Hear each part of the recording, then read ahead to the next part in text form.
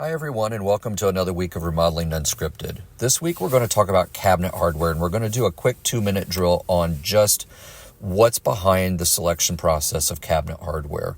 If you're watching the video, you're going to see me flipping through the options in the racks and showing video of what kinds of cabinet hardware choices there are today for folks.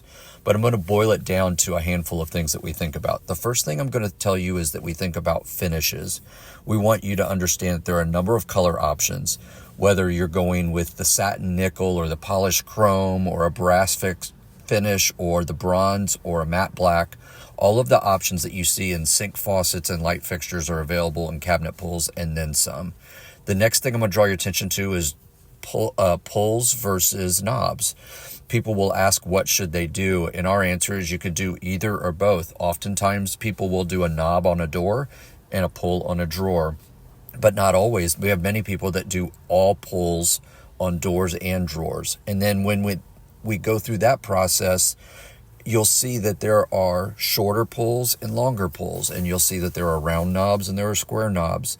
There are no rights or wrongs in these decisions. What we're trying to get to is a number of options, and then that's where we move to functionality. Sometimes people will choose a longer pull primarily because they want to be able to get their hands in it easier, or it's a longer drawer and they want to be able to access the use of that drawer and have some balance when they grab that pull somewhere. Other times they just want it to be the visual.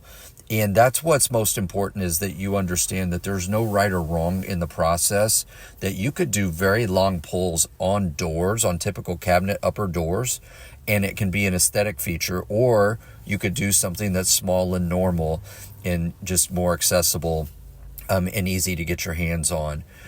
Think about things like sharp corners or rounded on the inside and what you want to grab onto every day from a functional perspective. But the last thing I'll leave you with is this.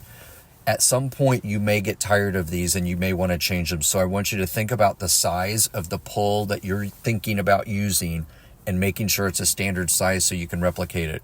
Or you just have to love it and live with it forever, because there are a number of unique sizes that can trip people up.